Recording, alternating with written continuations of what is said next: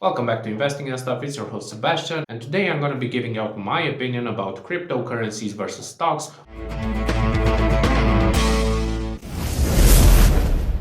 So let's start first of all by examining the historical returns. So on this chart from Google, even if we only have the data from 2015, we can see that Bitcoin is so much drastically outperforming the S&P 500.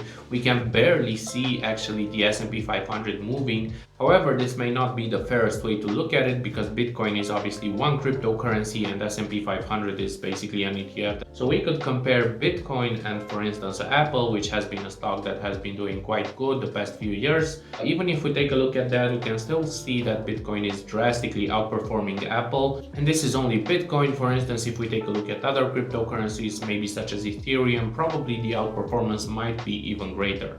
So with regards to historical returns, I think that there's no debate that probably the crypto land has been doing better, at least the main cryptocurrencies. Now let's talk a bit about the two asset classes. So cryptocurrencies are basically, they're trying to be a peer-to-peer payment system, or at least most of them are trying to be a peer-to-peer payment system that is based on the blockchain. And personally, I'm not at all a blockchain expert. However, one of the advantages of cryptocurrencies is that basically they allow you to make payments without the need for an intermediary there, like let's say a bank or a Federal Reserve. And this basically has multiple advantages, one of them being that it, let's say, cuts out the middleman. And with regards to a disadvantage of this, obviously it allows many criminal activities to be done with crypto. Now, I'm not claiming that crypto is the reason that these criminal activities exist. They would probably use a different form of payment, but many of these illegal activities cannot be actually done with card payments. So previously they were probably carrying bags of cash like in the airport, and right now it's as easy as transferring like, I don't know, 1 million Moneros or whatever cryptocurrency they choose. All I'm saying is that probably in the near future this is going to cause some regulations by the authorities. Now that might be good or bad for the crypto landscape. I don't know for sure yet, we will see,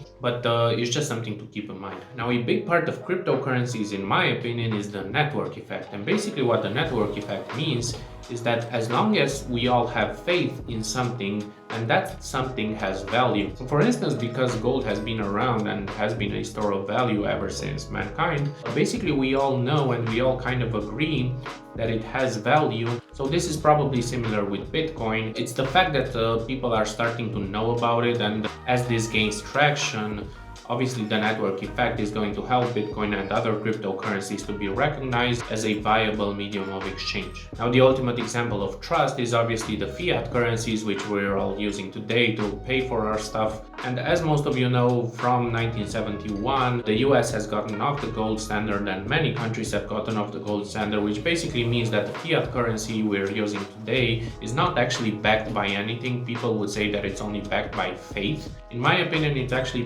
backed by regulation. It's actually backed by the governments. It's backed by the authorities. Now, if they were in the future to make some changes to this, then that might help the crypto landscape. But at least right now, even though some companies are taking payments in cryptocurrency, this doesn't mean that it's actually easier for them to take payments in cryptocurrency. It's a bit of a hassle for any company that does this. And the reason for it is that they also have to take payments in fiat anyway. Nevertheless, the applications that can come out from the blockchain technology and from the crypto land do have the potential to make tremendous changes in the future. So we don't yet know all of the applications. A recent one, for instance, was NFTs, but this is probably just one of the many possible applications that is going to come out of this. So the crypto landscape, in my opinion, will have some value, will have some real world applications. It's just hard to gauge at this point what exactly they are going to be. Now let's talk stocks for a bit. I think that some people who are new to investing kind of see crypto similar to the stock market because ultimately the price of something is, to at least to some extent, affected by what other people think of it. So let's say you're investing in a coin. Obviously, if more people believe in that coin and are going to buy up that coin, and the price of that coin is going to go up, that's sort of similar for stocks in the way that, let's say you believe in a stock, you believe it has great potential for the future, you're buying that stock, and then if more people purchase the shares of that company, then obviously the price is going to go up. However, there is one massive difference that needs to be addressed, and that's basically that stocks actually have some intrinsic value. Now, that's not to say that cryptos don't have any value. It's just hard to quantify what they will be used for, and basically their value is pretty much whatever people believe it to be. And that's actually a bit different from stocks, because I think that often when people talk about stocks, they kind of see this number, they see this price, they imagine it's kind of like gambling, like a bit, you know. For instance, let's say this stock is $60 and tomorrow it's $50 and stuff like that. But let's say that let's say that your cousin has a chain of restaurants around the country, and his business, let's say that it's making $1 million of profit each year, and let's say that he proposes that he's going to sell half of his business to you, and you will then become a shareholder. Now, even though we can debate how much this business is going to be worth, it's going to depend on how fast it is growing, on the profit margins, it's going to depend on many factors, but you cannot claim that something that is generating $500,000 in profits for you, like for instance, if you have half the business, is not worth something. And it's, depending on the business, it's probably going to be worth more than $500,000 anyway. But all I'm saying is that the difference is that with stocks, you do have some numbers to back it up. If you own, for instance, some stocks like, let's say, Apple, and even if magically somehow the stock market would be closed for like, let's say, 3 years, if the company Apple is going to continue to do well, when it opens back up again, your shares actually do have value. And the stock market has been around for centuries, whereas the crypto market has only been around for about a decade now. Now, that's not to say that the crypto market is not legit. What I'm saying is that probably the stock market stood the test of time for a little longer. Now, this gets trickier when you're talking about companies that don't yet make a profit, because for those, you have to look at other metrics. But even so, when you're analyzing a stock, you can look at certain metrics. When you're analyzing a cryptocurrency, you probably look at their product, you look at their value which they're offering, and you're kind of trying to assess, okay, how much do you think that's going to be worth? I don't know, like let's say 50 million people are going to be using their product. But those assumptions from the stock market kind of have a bit more fundamentals to back them up. Now, that can be a good thing and a bad thing, because for instance, if something doesn't have a lot of fundamentals, like for instance the recent rally in Dogecoin, you can claim that it has many fundamentals. Personally, I think that a big part of the fundamentals is Elon's tweets about it.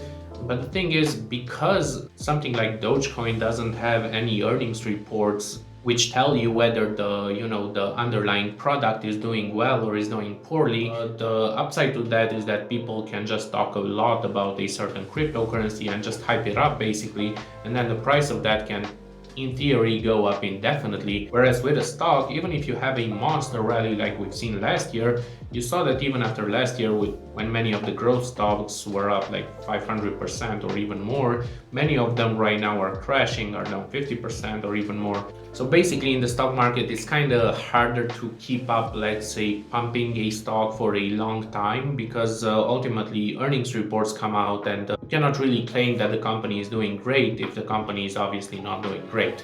In the crypto land, you can probably claim that the cryptocurrency is doing great for a lot longer, because there's not a lot of fundamentals to back it up. Now, I'm not talking here about all of the cryptocurrencies. I do know that there's applications for Ethereum, for Bitcoin, and a few other coins. I'm just saying that you have thousands of coins in the crypto land, and in my opinion, many of them don't actually have a realistic potential to actually do something in the future. Many of them are just kind of pump and dumps, which is fine. You have a bit of that in the stock market as well, but usually that's only with penny stocks or with stocks that have a really small market cap. And that's also something that you do need to consider as well. For instance, in the crypto land, the entire crypto market is currently valued at a bit over $2 trillion. But if you take a look at it, more than 70%, I believe, is only in Bitcoin and Ethereum. Whereas if you look in the stock market, even though the big tech companies make up a lot of the stock market, so for instance, companies like Apple, like Microsoft, like Amazon, even so, they're still not as concentrated. So Apple is, for instance, 5% of the S&P 500, I believe, or 6%. And that's only the S&P 500. There's actually other stocks other than the S&P 500. So in the crypto land, you're probably setting up yourself for a lot more volatility.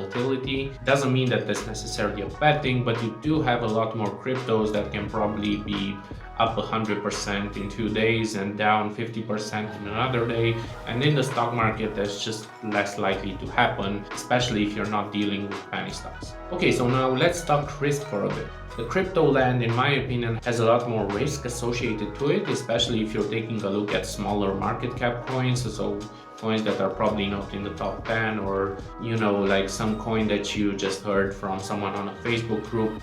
In my opinion, that kind of stuff is dangerous in the stock market as well. It might be even more dangerous in the crypto market. But basically, these kinds of things are kind of like lottery tickets. So problem with lottery tickets is that it doesn't allow you, in my opinion, to put in a lot of money into it, because you probably are hearing about a lot of coins that are going to 100x, or a lot of penny stocks that are going to 100x. And very, very few of them do, which basically means that even if you did hear someone that, put in $10,000 in Dogecoin a few months ago and is now a Dogecoin millionaire, in my opinion, if you only have $10,000, you're probably not gonna put in $10,000. You're probably not even gonna put in $1,000 into something that is very, very risky. Many people have bets spread out across 50 or 100 altcoins, and currently it's going good for them. But you have to consider that a year or two ago, these coins were doing nothing. Like, this is primarily a recent hype. There was obviously a hype in 2017,